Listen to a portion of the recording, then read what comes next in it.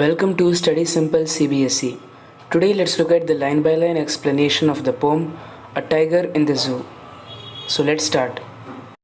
A Tiger in the Zoo is written by Leslie Norris. Leslie Norris was a prize-winning Welsh poet and short story writer. He taught at academic institutions in Britain and the United States, including Brigham Young University.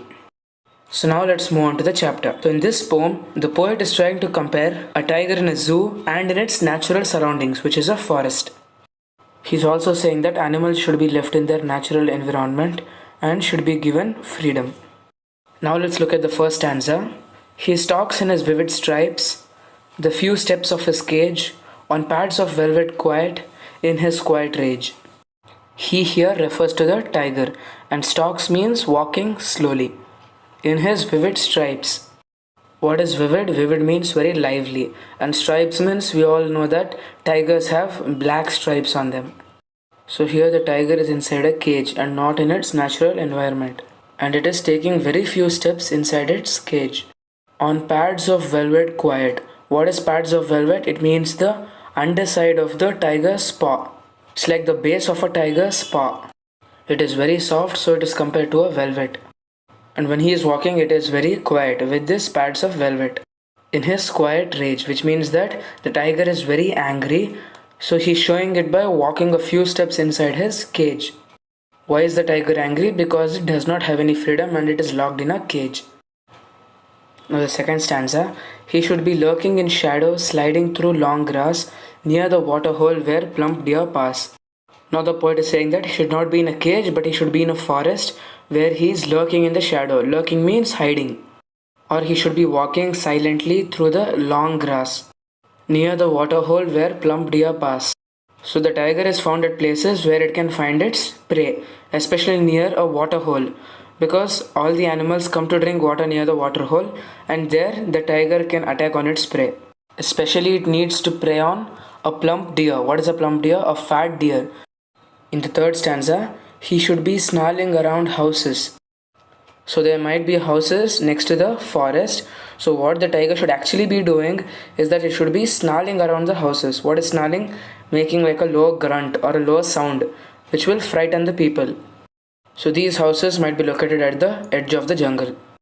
And the tiger should actually be going there and frightening the people.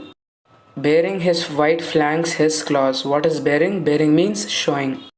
Fangs are the long white teeth which it has in its mouth.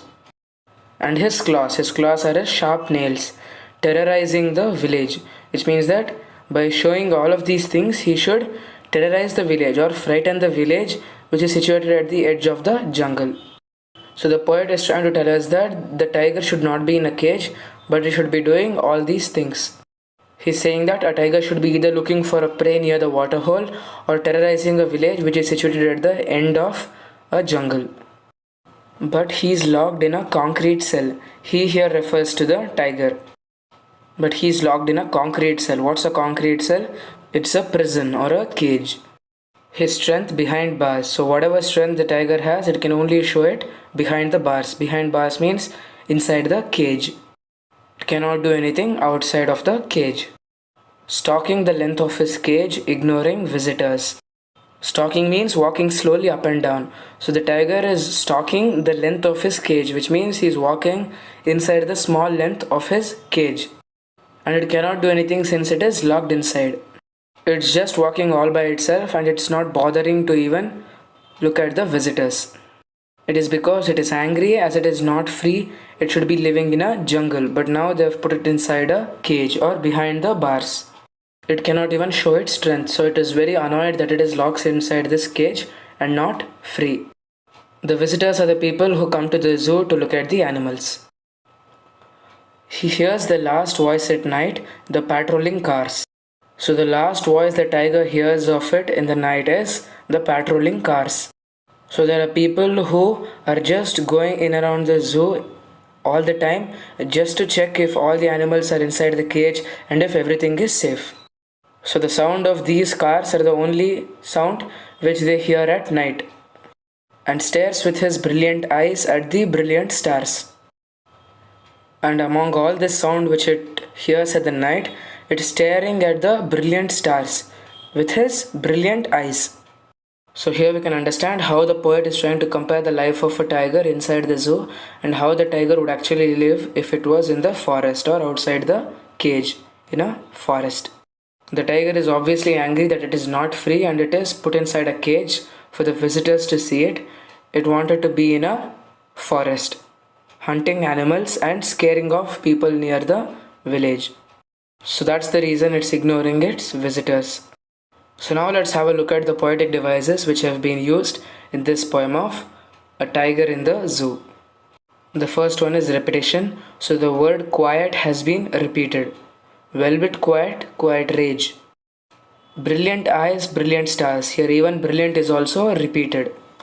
And after that you can see alliteration. What is alliteration? The repetition of a certain letter or sound.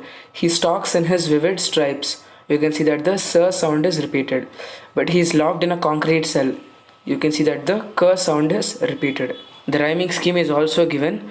The rhyming scheme for the first, second and the fifth stanza is ABCB, and for the third and the fifth stanza is ABED. Thanks for watching.